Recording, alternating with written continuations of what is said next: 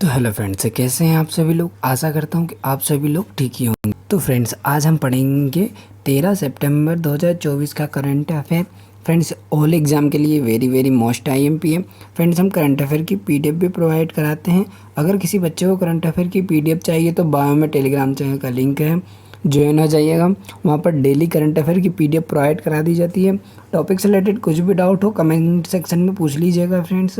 कुछ भी डाउट हो आपका, कुछ भी सजेशन देना हो वीडियो से रिलेटेड, किसी और टॉपिक पर वीडियो चाहिए तो कमेंट सेक्शन बोल दिएगा, हम लेकर के ज़रूर आएंगे।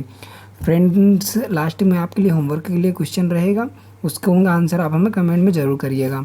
एक और इम्पोर्टेंट न्यूज़ आपके लिए कि फ्रेंड्स, अभी करंटली में मैंने वीडियो डाल दी है 2024 पैरा ओलंपिक के आपके लिए। उसमें जितने भी क्वेश्चन बनते हैं संपूर्ण क्वेश्चन मैंने एक ही वीडियो में ऐड कर दिए फ्रेंड्स, और ऑल एग्ज़ाम के लिए इम्पोर्टेंट है ये। तो इसका लिंक डिस्क्रिप्शन में मिल जाएगा एंड स्क्रीन में लास्ट में मिल जाएगा, आपको ज़रूर देख लीजिएगा friends. Very very most IMP है। तो चलिए बिना किसी देरी के हम आज की क्लास स्टार्ट करते हैं। उसमें हमारा पहला क्वेश्चन होगा कि हाल ही में किसे आइसलैंड देश में भारत का अगला राजदूत नियुक्त किया गया है। आइसलैंड में भारत का अगला राजदूत किसे नियुक्त किया गया है फ्रेंड्स, तो वो किया गया है आर रविंद्र को। ऑप्शन है इसका राइट आंसर होगा हमारा। इसके बारे में थोड़ा डिटेल फैक्ट देखें तो महत्वपूर्ण तथ्य कि आर रविंद्र को आइसलैंड में भारत का अगला राजदूत नियुक्त किया गया है। उनकी यह नियुक्ति भारत आइसलैंड के द्विपक्षीय संबंधों को और मजबूत देगी। यह नियुक्ति भारतीय विदेश सेवा के प्रभावशाली कूटनीतिज्ञों में गिनी जाती है। इससे पहले रविंद्र विभिन्न अंतर्राष्ट्रीय संगठनों में भारत का प्रतिनिधित्व कर चुके हैं। आइसलैंड भारत के साथ पर्यावरण और व्यापार संबंधों में महत्वपूर्ण साझेदार है।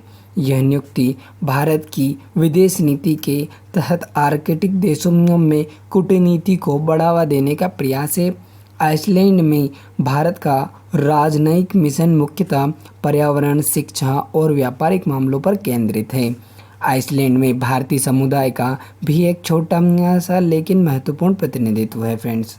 अगला इम्पोर्टेंट क्वेश्चन देखें तो हाल ही में अडानी समूह ने कौन सा विमानन एप्लीकेशन लॉन्च किया है। तो अडानी समूह ने फ्रेंड्स जो हाल ही में एप्लीकेशन लॉन्च किया है वो क्या है कौन सा किया है, तो वो किया है AVIO एवियो। ऑप्शन से इसका राइट आंसर होगा हमारा।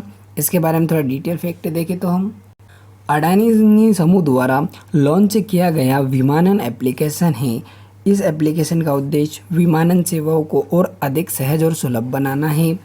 एवियो के माध्यम से ग्राहक विमानन सेवाओं को सरलता से बुक कर सकेंगे। अडानी समूह सब पहले ही विमानन क्षेत्र में एयरपोर्ट संचालन में सक्रिय है। एप्लीकेशन यह यात्रा फ्रेंड्स सेवाओं और हवाई अड्डे से जुड़ी जानकारी प्रदान करेगा। इससे हवाई यात्रियों के अनुभव को डिजिटल रूप में सुधारने की योजना है। इस एप्लीकेशन में अडानी के अन्य विमानन व्यवसायों को एकत्रित करने की योजना है। यह कदम भारत की तेजी से बढ़ती विमानन इंडस्ट्री का हिस्सा है। अगला मेन क्वेश्चन देखें तो हाल ही में international day for south corporation कब मनाया गया। तो फ्रेंड्स, हाल ही में इंटरनेशनल डे साउथ कॉरपोरेशन कब मनाया गया, तो इसका राइट आंसर जो हमारा होगा वो होगा 12 सितंबर को मनाया गया।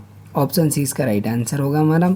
इसके बारे में थोड़ा डिटेल फैक्ट अगर हम देखें तो अंतर्राष्ट्रीय दक्षिण सहयोग दिवस 12 सितंबर को मनाया जाता है। इसका उद्देश्य विकासशील देशों के बीच सहयोग और साझेदारी को बढ़ाना है। दक्षिण सहयोग में मुख्य रूप से एशिया, अफ्रीका और लैटिन अमेरिका के देश शामिल होते हैं। इस दिन विकासशील देशों की संयुक्त प्रगति और आत्मनिर्भरता पर ध्यान केंद्रित किया जाता है। 1978 में Buenos Aires plan of action की स्थापना के बाद यह दिवस मनाया जाने लगा। इस दिवस के माध्यम से विकासशील देशों के बीच व्यापार, तकनीकी और सांस्कृतिक सहयोग को प्रोत्साहित किया जाता है। इसे संयुक्त राष्ट्र महासभा द्वारा 2004 में आधिकारिक रूप से मान्यता दी गई थी। यह सहयोग जलवायु परिवर्तन, गरीबी उन्मूलन और टिकाऊ विकास के लक्ष्यों की दिशा में महत्वपूर्ण माना जाता है फ्रेंड्स।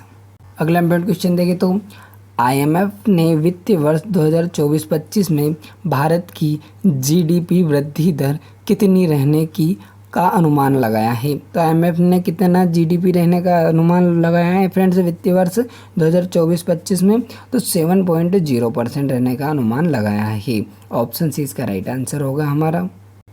आईएमएफ ने वित्तीय वर्ष 2024-25 में भारत की जीडीपी वृद्धि दर 7% रहने का अनुमान लगाया है। आईएमएफ का फुल फॉर्म अंतर्राष्ट्रीय मुद्रा कोष है, एक प्रमुख अंतर्राष्ट्रीय आर्थिक संगठन है ये। भारत की तेजी से बढ़ती अर्थव्यवस्था को आईएमएफ ने वैश्विक विकास के लिए महत्वपूर्ण बताया है। यह अनुमान आर्थिक सुधार, विदेशी निवेश और तकनीकी विकास पर आधारित है। आईएमएफ के अनुसार भारत की वृद्धि दर दुनिया की अन्य देश अर्थव्यवस्थाओं से तेज है। कोविड-19 महामारी के बाद भारत की अर्थव्यवस्था में तेजी से सुधार देखा गया है। आईएमएफ की यह रिपोर्ट भारत की मुद्रा नीति और वित्तीय स्थिरता के प्रति विश्वास को दर्शाती है। भारत में बढ़ती उपभोक्ता मांग और उत्पादन क्षमता इसका मुख्य कारण मानी जा रही है। अगला इम्पोर्टेंट क्वेश्चन देखें तो हाल ही में भारतीय सेना की कौन सी टुकड़ी ओमान में अल नज़ारवी अभ्यास में भाग लेने के लिए रवाना हुई है। तो इसका राइट आंसर हमारा क्या होगा? तो इसका राइट आंसर हमारा होगा option C 18th mechanized infinity. Option friends C इसका राइट आंसर हमारा होगा 18 मैकेनिज्ड इन्फेंट्री। ऑप्शन सी इसका राइट आंसर होगा। इसके बारे में थोड़ा डिटेल अगर हम जाने तो यह अभ्यास फ्रेंड्स भारत और ओमान के बीच द्विपक्षीय सैन्य अभ्यास को बढ़ाने का हिस्सा है। अल नज़ारवी अभ्यास में युद्ध प्रशिक्षण, सैन्य कूटनीति और सहयोगात्मक ऑपरेशन शामिल है। यह सैन्य अभ्यास रेगिस्तान और कठोर इलाकों में संचालन पर केंद्रित है। भारतीय सेना नियमित रूप से अन्य देशों के साथ द्विपक्षीय सैन्य अभ्यास करती है। यह अभ्यास दोनों देशों के रक्षा बलों के आपसी सहयोग को और मजबूत करता है। भारत और ओमान के बीच रक्षा और सुरक्षा संबंध ऐतिहासिक रूप से मजबूत है। यह अभ्यास आतंकवाद, मानव सहायता और प्राकृतिक आपदाओं के दौरान संयुक्त संचालन में सुधार लाने का प्रयास है फ्रेंड्स। इम्पोर्टेंट क्वेश्चन देखें तो हाल ही में आर.एस. शर्मा को किस संगठन का गैर कार्यकारी अध्यक्ष नियुक्त किया गया है? तो आर.एस. शर्मा को किस संगठन का गैर कार्यकारी अध्यक्ष नियुक्त किया गया है फ्रेंड्स? तो इसका राइट आंसर हमारा होगा ONDC का। ऑप्शन सी इसका राइट आंसर होगा हमारा। इसके बारे में थोड़ा डिटेल फैक्ट अगर हम जाने तो आर.एस. शर्मा को हाल ही में ONDC इसका फुल फॉर्म होगा open network for digital commerce का गैर कार्यकारी अध्यक्ष नियुक्त किया गया है। ONDC का उद्देश्य डिजिटल वाणिज्य में सभी प्रतिभागियों के लिए एक समान अवसर प्रदान करना है। आर.एस. शर्मा इससे पहले TRAI के चेयरमैन भी रह चुके हैं। उन्हें डिजिटल इंडिया कार्यक्रम के तहत डिजिटल पहल में उनकी भूमिका के लिए जाना जाता है। ONDC का लक्ष्य फ्रेंड्स छोटे व्यापारियों को ई-कॉमर्स प्लेटफॉर्म्स की मोनोपोली से बचाना है। ONDC एक सरकार समर्थित पहल है जो भारतीय ई-कॉमर्स इकोसिस्टम को एक नया स्वरूप देने का प्रयास कर रही है। आर.एस. शर्मा का अनुभव ONDC की नियुक्तियों और नीतियों और विकास में मदद करेगा। यह पहल भारतीय व्यापारियों और उपभोक्ताओं के बीच सीधे व्यापार संबंधों को प्रोत्साहित करेगी। फ्रेंड्स आपके सपोर्ट की बहुत ज़्यादा ज़रूरत है। अगर आपका सपोर्ट रहा तो हम बिल्कुल आगे चल कर के डिजिटल बोर्ड पर आपको की करंट अफेयर की क्लास लेना स्टार्ट कर देंगे। तो उसके लिए आप लाइक, शेयर, सब्सक्राइब जरूर करिए फ्रेंड्स। अगला इम्पोर्टेंट क्वेश्चन हमारा होगा कि भारत सरकार ने वरिष्ठ नागरिकों के लिए कितने रुपए के स्वास्थ्य बीमा को मंजूरी दी है? तो फ्रेंड्स भारत सरकार ने वरिष्ठ नागरिकों के लिए कितने रुपए के स्वास्थ्य बीमा को मंजूरी दी है? तो वो दी है फ्रेंड्स 5 लाख के स्वास्थ्य बीमा। ऑप्शन डी इसका राइट आंसर होगा हमारा। इसके बारे में थोड़ा डिटेल अगर हम जाने तो भारत सरकार ने वरिष्ठ नागरिकों के लिए 5 लाख रुपए तक का स्वास्थ्य बीमा योजना को मंजूरी दी है। यह योजना प्रधानमंत्री जन आरोग्य योजना का हिस्सा है। तो जन आरोग्य का हिस्सा है फ्रेंड्स ये योजना। इस योजना का उद्देश्य वरिष्ठ नागरिकों को प्रमुख चिकित्सा सुविधाओं का लाभ देना है। इससे वरिष्ठ नागरिकों को अस्पताल में भर्ती होने के खर्च का सामना करने में मदद मिलेगी। इस योजना के तहत निजी और सरकारी दोनों अस्पतालों में इलाज संभव है। इसमें प्रमुख बीमारियों का कवरेज शामिल होगा, जैसे कि कैंसर, हृदय रोग, किडनी और बीमारी आदि। ये योजना आयुष्मान भारत योजना का विस्तार है फ्रेंड्स। वरिष्ठ नागरिकों के लिए ये योजना उन्हें वित्तीय सुरक्षा प्रदान करने का प्रयास है। हाल ही में पीसीएएफ में शामिल होने वाला पहला प्रमुख भारतीय बैंक कौन बना है? तो फ्रेंड्स, पहला प्रमुख भारतीय बैंक कौन बना है पीसीएएफ में शामिल होने वाला? तो इसका राइट आंसर जो हमारा होगा वो होगा friends Union Bank of India. Option C इसका राइट आंसर होगा हमारा।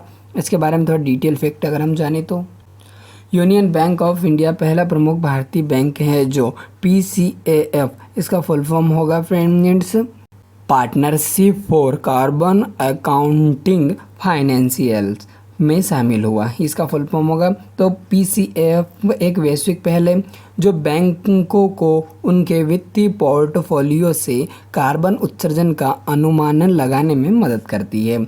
यह पर्यावरण संरक्षण और सतत विकास पोषण की दिशा में एक महत्वपूर्ण कदम है। यूनियन बैंक ऑफ इंडिया पर्यावरणीय स्थिरता को बढ़ावा देने के लिए प्रतिबद्ध है। पीसीएएफ में शामिल होकर बैंक अपने ग्राहकों को पर्यावरणीय प्रभाव के बारे में जागरूक करने का प्रयास करेगा। पीसीएएफ के सदस्य बनने से यूनियन बैंक ऑफ इंडिया को अंतर्राष्ट्रीय स्तर पर मान्यता मिली है। यह कदम बैंक के पर्यावरण, सामाजिक और शासन मानकों को बढ़ाने के लिए महत्वपूर्ण है। यह भारत के बैंकिंग क्षेत्र में कार्बन फुटप्रिंट कम करने की दिशा में एक अग्रणी पहल है फ्रेंड्स।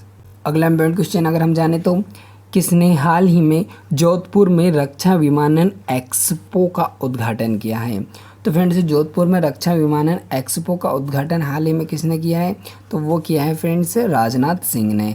ऑप्शन से इसका राइट आंसर होगा हमारे रक्षा मंत्री राजनाथ सिंह ने किया है फ्रेंड्स। इसके बारे में थोड़ा डिटेल अगर हम जाने तो रक्षा मंत्री राजनाथ सिंह ने जोधपुर में रक्षा विमानन एक्सपो का उद्घाटन किया है।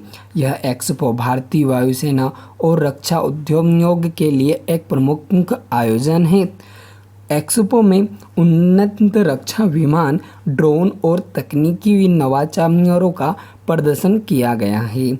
इसमें भारत की रक्षा विमानन उद्योग की नई तकनीकों को प्रदर्शित किया गया है। यह एक्सपो भारतीय रक्षा उत्पादों को आत्मनिर्भर बनाने की दिशा में एक महत्वपूर्ण कदम था। एक्सपो में घरेलू और अंतर्राष्ट्रीय कंपनियों ने भाग लिया है फ्रेंड्स।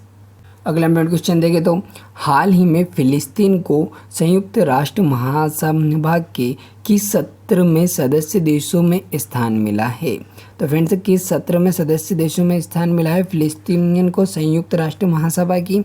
तो इसका राइट आंसर जो हमारा होगा वो होगा फ्रेंड्स 79वें सत्र में फिलिस्तीन को संयुक्त राष्ट्र महासभा के सदस्य देशों में स्थान मिला है। ऑप्शन बी इसका राइट आंसर होगा हमारा। इसके बारे में थोड़ा डिटेल अगर हम जाने तो फिलिस्तीन को 79वें संयुक्त राष्ट्र महासभा सत्र में स्थान मिला है। यह कदम फिलिस्तीन के लिए एक महत्वपूर्ण कूटनीतिक जीत है। फिलिस्तीन को संयुक्त राष्ट्र में पर्यवेक्षक राज्य का दर्जा प्राप्त है। इस सत्र में फिलिस्तीन ने विभिन्न मुद्दों पर अपने विचार प्रस्तुत किए। फिलिस्तीन का उद्देश्य अंतर्राष्ट्रीय स्तर पर अपने अधिकारों को सुरक्षित करना है। यह कदम इजराइल फिलिस्तीन संघर्ष में फिलिस्तीन की स्थिति को मजबूती प्रदान करता है। फिलिस्तीन का संयुक्त राष्ट्र महासभा में प्रतिनिधित्व उसे वैश्विक मंच पर समर्थन देता है। इस सदस्यता से फिलिस्तीन को संयुक्त राष्ट्र के निर्णय प्रक्रिया में भाग लेने का मौका मिलता है फ्रेंड्स। अगला इम्पोर्टेंट क्वेश्चन देखें तो हाल ही में महाराष्ट्र में किस लुप्तप्राय वन की खोज की गई? तो महाराष्ट्र में किस लुप्तप्राय वन की खोज की गई करंटली में फ्रेंड्स? तो इसका राइट आंसर जो हमारा होगा वो होगा मिरिस्टिक दलदली वन। ऑप्शन सी इसका राइट आंसर होगा हमारा। इसके बारे में थोड़ा डिटेली फैक्ट देखें तो अगर हम महाराष्ट्र में हाल ही में मिरिस्टिक दलदली वन की खोज की गई। यह वन क्षेत्र लुप्तप्राय प्रजातियों के लिए महत्वपूर्ण है। मिरिस्टिक वन में जल संरक्षण और जैव विविधता का प्रमुख योगदान है। यह क्षेत्र दुर्लभ वनस्पति और जीवों का निवास स्थान है। मिरिस्टिक वन दलदली क्षेत्र में पाए जाते हैं और जैव विविधता की दृष्टि से महत्वपूर्ण है। महाराष्ट्र सरकार ने इस वन क्षेत्र की सुरक्षा के लिए विशेष योजना बनाई है। इन वनों की खोज से वन्य जीवन के संरक्षण के प्रयासों को बढ़ावा मिलता है। यह क्षेत्र जलवायु परिवर्तन के अध्ययन के लिए भी महत्वपूर्ण माना जा रहा है फ्रेंड्स। अगला इम्पोर्टेंट क्वेश्चन अगर हम देखें तो हाल ही में न्यायाधीशों का चुनाव करने की अनुमति देने वाला देश कौन बना है? तो न्यायाधीशों का चुनाव करने की अनुमति देने वाला पहला देश कौन सा बना है फ्रेंड्स? तो वो बनना है आपका मैक्सिको। ऑप्शन डी इसका राइट आंसर होगा हमारा। इसके बारे में थोड़ा डिटेल फैक्ट अगर हम देखें तो मैक्सिको हाल ही में न्यायाधीशों का चुनाव करने की अनुमति देने वाला पहला देश बना है। इस पहल का उद्देश्य न्यायपालिका में पारदर्शिता और जवाबदेही लाना है। मैक्सिको में यह कानून न्यायिक सुधारों का हिस्सा है। न्यायाधीशों का चुनाव अब नागरिकों द्वारा मतदान के माध्यम से होगा। इस प्रणाली से न्यायपालिका की स्वतंत्रता को मजबूत किया जाएगा। यह कदम न्यायपालिका में भ्रष्टाचार को कम करने के लिए भी उठाया गया है। न्यायपालिका के सुधार मैक्सिको के संवैधानिक सुधारों का एक हिस्सा है।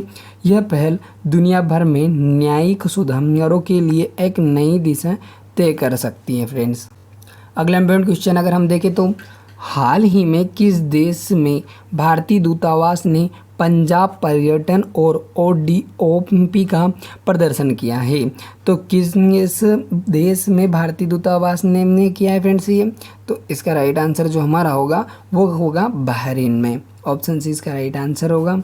इसके बारे में थोड़ा डिटेल फैक्ट अगर हम जाने तो भारतीय दूतावास ने बहरीन में पंजाब पर्यटन और ODOP इसका फुल फॉर्म होगा friends one direct one produce का प्रदर्शन किया। इस प्रदर्शन का उद्देश्य बहरीन में भारतीय सांस्कृतिक और व्यापारिक गतिविधियों को बढ़ावा देना था। पंजाब पर्यटन को बढ़ावा देने के लिए विभिन्न सांस्कृतिक कार्यक्रम आयोजित किए गए।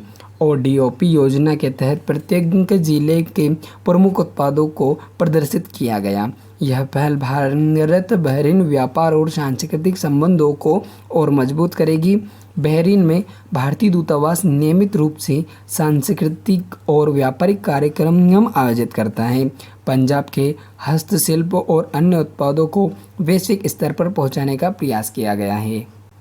अगला इम्पोर्टेंट क्वेश्चन देखें तो हाल ही में शहरी प्राथमिक स्वास्थ्य केंद्र PHC में आयुष सुविधा देने वाला पहला राज्य कौन बना है?